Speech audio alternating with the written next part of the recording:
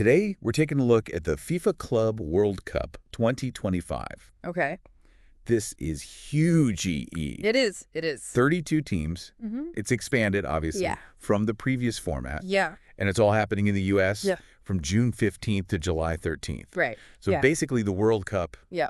but for clubs. For clubs, absolutely. A global showdown. Exactly. So we're going to be focusing on the Mexican teams that have already qualified Right. Right. and what a tournament of this scale means for them.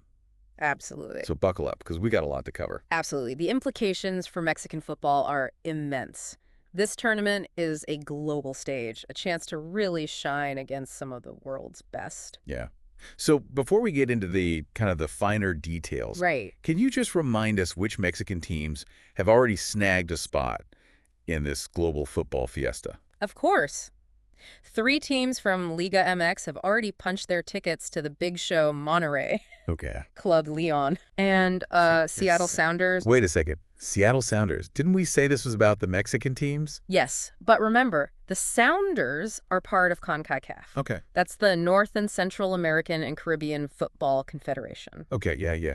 And they earned their spot by winning the CONCACAF Champions League back in 2022. Right. CONCACAF. So 3 down, 1 CONCACAF spot left to fill. Yeah. Tell me, who's in the running for that coveted last spot? Oh, the race is on. Pachuca, Club America, and Tigres are all battling it out Okay. in a 2024 CONCACAF Champions Cup. And the winner, well, they get that golden ticket to the Club World Cup. Oh, it's getting heated. So it all comes down to winning the Champions Cup. Well, not necessarily. Here's where things get interesting. Uh-oh. FIFA is using a 4-year ranking system Okay. alongside the Champions Cup results. This means a team could still qualify even if they don't win the current Champions Cup. Whoa. Hold on. Now you've got me intrigued. So how does this ranking system work, and what does it mean for the teams that are still in the running? Well, it's all about rewarding consistency. Teams earn points based on their performance in the CONCACAF Champions League over the past 4 years. Okay. Wins, Right. draws, Right. how far they advance. Okay. It all factors in. So even if a team stumbles this year and doesn't win the Champions Cup, their past performance could still propel them to that World Cup spot. Okay. That makes sense. But why use both? I mean, the Champions Cup and their ranking system to determine qualification. What's the thinking there? It's all about striking a balance, rewarding immediate success, but also acknowledging sustained performance over time. It levels the playing field, ensuring CONCACAF sends teams that have consistently proven themselves, not just had a one-hit wonder in a single tournament.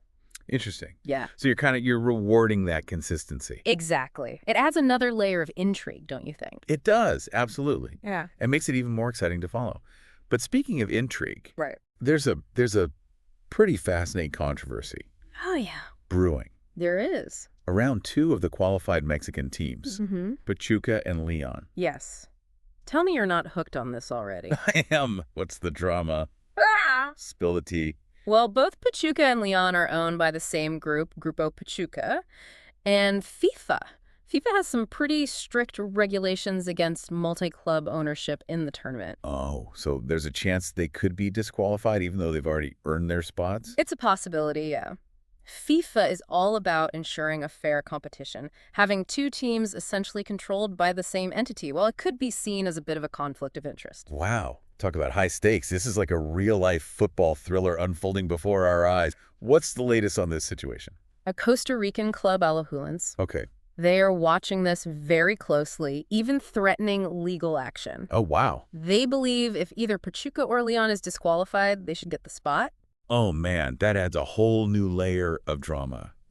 So we've got this multi-club ownership issue looming over Pachuca and Leon, Mm-hmm. and we have 3 teams fighting tooth and nail Absolutely. for that final CONCACAF spot.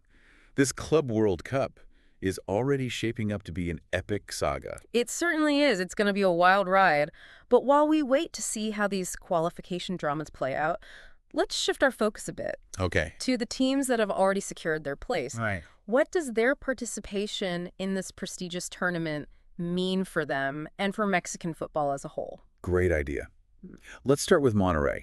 They are like the reigning CONCACAF champs, Oh, absolutely. and they've won the tournament record 5 times. They were forced to be reckoned with. But what makes them so formidable? It's their consistency, their ability to reload and remain competitive year after year. Yeah. They have this winning mentality that's deeply ingrained in their club culture. You see it in their tactical discipline, their attacking prowess. Yeah. It's impressive. I mean, they're not just there to participate, are they? No. I mean, they are aiming to win. Oh, absolutely. And with their track record, Yeah. I mean, who would bet against them? They've even made it to third place in a previous Club World Cup. Exactly. Don't forget that. And let's not forget Club Leon either, a relatively newer force, but equally dangerous. Right. They play a dynamic, possession-based style that can unlock even the toughest defenses. Yes. They are hungry Yes. for success. Yeah, absolutely. And this Club World Cup is their chance to prove they belong amongst the global elite. That's it.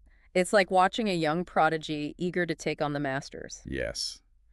And then there's the Seattle Sounders, Yes. flying the flag for MLS. Yeah. Their victory in the 2022 CONCACAF Champions League was a historic moment. Yeah. It really shows the growing strength of North American football. It does, and it's their chance to test themselves against the very best. So we've got these three teams, all recent CONCACAF champions, representing the region on the world stage. Yeah. What does that tell us about the current state of North American football? It tells us CONCACAF is a region on the rise. Okay. These teams, they're leading the charge. They're not just happy to be there. Right. They're going to compete, and they're going to make a statement. I love that. Yeah.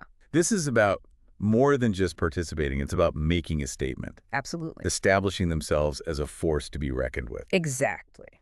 So 3 qualified teams. Yep. We got a dramatic qualification race still unfolding. Oh, yeah. Still very much alive. And Yes. a multi-club ownership controversy brewing. Yeah. This FIFA Club World Cup is shaping up to be one for the ages. It's going to be epic. Mm. But before we get too carried away, Yeah. let's take a closer look at what this tournament really means for these Mexican teams. Yeah. Beyond just the wins and losses. Okay, let's do it. We'll dive into that in part 2. So for these Mexican clubs participating in the Club World Cup, it's huge, right? It's a chance to really elevate Mexican football on a global stage. Totally. It's more than just Yeah. a tournament, right? It's a chance to showcase their talent to the world. What kind of impact could this have on the clubs and the players themselves? Well, for starters, the exposure is invaluable. Think about the global audience turning in to watch these games. The scouts from top European clubs, all watching these players perform under pressure. Yeah, it's like a giant audition for some of these players, Oh, right? absolutely. To maybe catch the eye of a big European club and potentially make a career-changing move. Precisely. Yeah. And for the clubs, it's a chance to attract sponsorships, boost their global brand, and secure more lucrative financial deals. Yeah, we often hear about the financial benefits of tournaments like this. Yeah. But can you break it down for us? Sure. What are we talking about specifically? Is it just prize money? Or is there more to it? It's a combination of factors, of course. There's the prize money from FIFA, which increases significantly. With each stage of the tournament, you advance. Right, the further you go, the bigger the reward. Exactly. But it goes beyond that. There's increased merchandise sales, potential for new TV deals, and a boost in overall brand value. Participating in a tournament like this, it can set a club up for financial stability for years to come. Yeah, it's an investment in their future. Exactly. And on a more intangible level, there's the pride and passion that comes with representing your country on the world stage. Oh, yeah. I can only imagine what it must feel like for these players walking out onto that pitch, knowing millions of fans back home are cheering them on. It's a powerful motivator. No doubt Mexican fans are some of the most passionate in the world, and their support can lift these teams to new heights. It's almost like the whole country is on this journey with them. Speaking of the journey, let's go back to Monterrey for a moment. They've already tasted success on the world stage, finishing 3rd in the 2019 Club World Cup. What makes them so dangerous this time around? They have a potent mix of experience and young talent. Their squad is well-balanced with a solid defense, a creative midfield, and a clinical attack. They're a team that can control the tempo of a game and punish opponents on the counterattack. So they're not just a one-dimensional team. They can adapt to different styles of play. Absolutely. And their coach is known for his tactical flexibility. He can adjust his game plan depending on the opponent, which makes them very difficult to prepare for. Okay, so what about Club Leon? What are their strengths heading into this tournament? They're a team that loves to play on the front foot. They're known for their high-pressing style, their quick passing, and their ability to create chances from all areas of the pitch. They sound exciting to watch. A team that's not afraid to take risks and go for the win. Exactly. And they have a core group of young, talented players who are hungry to prove themselves on the world stage. They could be the dark horse of the tournament. Oh, interesting. And of course, we can't forget about the Seattle Sounders. While they may not be a Mexican team, their presence in the tournament is significant. For CONCACAF as a whole, what can we expect from them? The Sounders are a team that embraces the underdog role. They're not going to be intimidated by the big names in the tournament. They're organized, disciplined, and always dangerous on set pieces. So we've got 3 teams representing CONCACAF. They're all coming into this tournament with different strengths and styles of play, but they all share one common goal: to prove that CONCACAF belongs among the world's elite. And they have the potential to do just that. This is a chance for them to rewrite the narrative of North American football. It's a historic moment for the region, and I can't wait to see how it all unfolds. But of course, every journey has its challenges. What are some of the hurdles these Mexican teams might face as they navigate this high-stakes tournament? Yeah, we've talked about the incredible opportunity this tournament presents, but let's be realistic. There will be challenges. Right. What are some of the obstacles these Mexican teams might encounter? Well, one of the biggest hurdles is the intense level of competition. Yeah. They'll be facing the best clubs from around the globe, many with significantly more experience on this stage. Yeah, we're talking about Real Madrid, Manchester City, Bayern Munich. These are powerhouses. Exactly.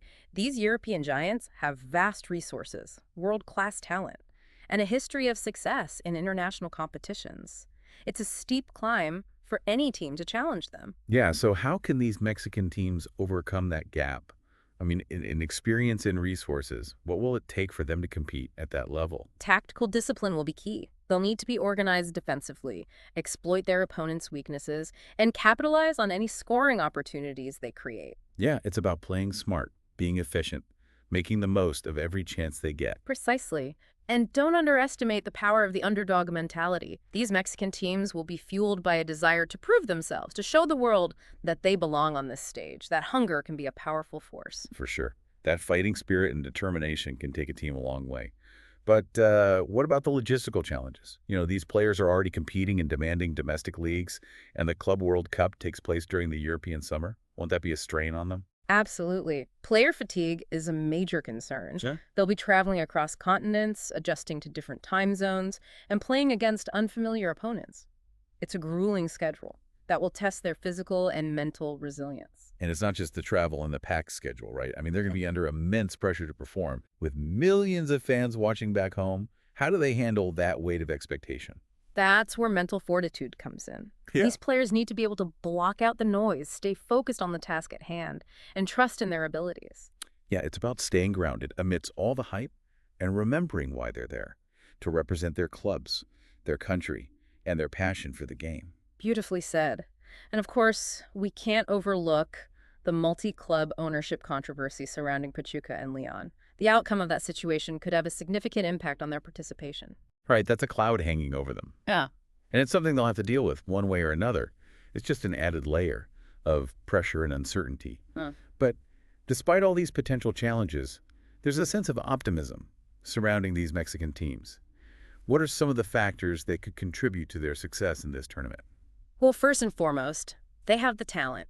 Liga MX is a highly competitive league, and these players are accustomed to playing at a high level. They have the technical skills, the tactical awareness, and the physicality to compete with the best. Yeah, they've proven themselves domestically, and now they have the chance to do it on the global stage. Exactly, and let's not forget the passionate support they'll receive from their fans. Mexican football fans are known for their unwavering dedication, and they'll be traveling in droves to the U.S. to cheer on their team. Yeah, that kind of atmosphere can be electrifying. Oh, yeah. And it can give these teams an extra boost. Absolutely.